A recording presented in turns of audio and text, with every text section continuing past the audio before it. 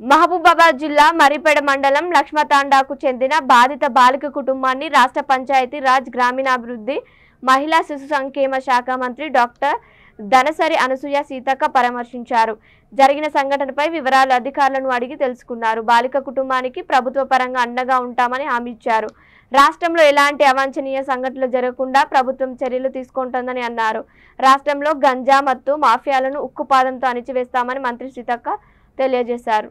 Drugs, గంజాయి, మాదక ద్రవ్యాల వినియోగంపై పోలీసు శాఖ ఉక్కుపాదం మోపుతుందని మంత్రి సీతక్క తెలిపారు. జరిగిన సంఘటనపై పూర్తి వివరాలు సేకరించి దోషులను శిక్షించే విధంగా అధికారులను కోరారు. భవిష్యత్తులో ఇలాంటి సంఘటనలు జరగకుండా చర్యలు తీసుకుంటామని తెలిపారు. బాధిత కుటుంబానికి అండగా ప్రభుత్వం ఉంటుందన్న మంత్రి సీతక్క. ఈ కార్యక్రమంలో MP Balaram, MLA Ramachandra Naik, Congress party నాయకులు, కార్యకర్తలు తదితరులు పాల్గొన్నారు. 15 రోజుల క్రితమే ఏదైతే మియాపూర్ దగ్గర ఉన్నటువంటి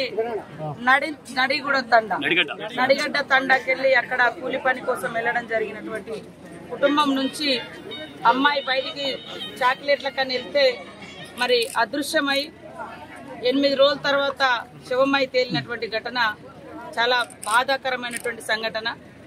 పోలీస్ అధికారులు కూడా ఇలాంటి ఘటనలు జరగగానే, ఫిర్యాదు జరగగానే గస్తీ పెంచి దోషులను వెంటనే శిక్షించాల్సిన అవసరం ఉంది. నిర్లక్ష్యం చేయాల్సిన అవసరం లేదు. ఖచ్చితంగా వెంటనే పట్టుకోవాల్సిన అవసరం ఉంది.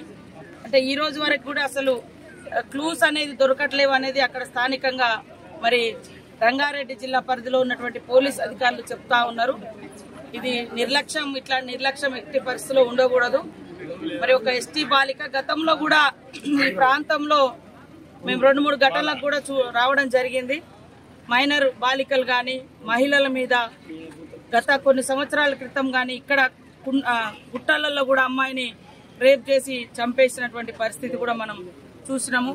ఇవన్నిటికి కూడా అంతం పలకాలన్నటువంటి లక్ష్యంతో వీటికి మూలంగా ఉన్నటువంటిది విచ్చలవిడిగా ఈ అత్యాచారాలు, హత్యలు చిన్న పిల్లల మీద ఇవన్నీ జరుగుతున్నాయి అంటే విచక్షణ కోల్పోయి దానికి మూలం గంజాయి, డ్రగ్స్ అనేది సీఎం రేవంత్ రెడ్డి గారు గుర్తించే ఈరోజు వాటి మీద ఉక్కుపాదం మోపాలన్నటువంటి సంకల్పంతో అధికారులకు అందరికి కూడా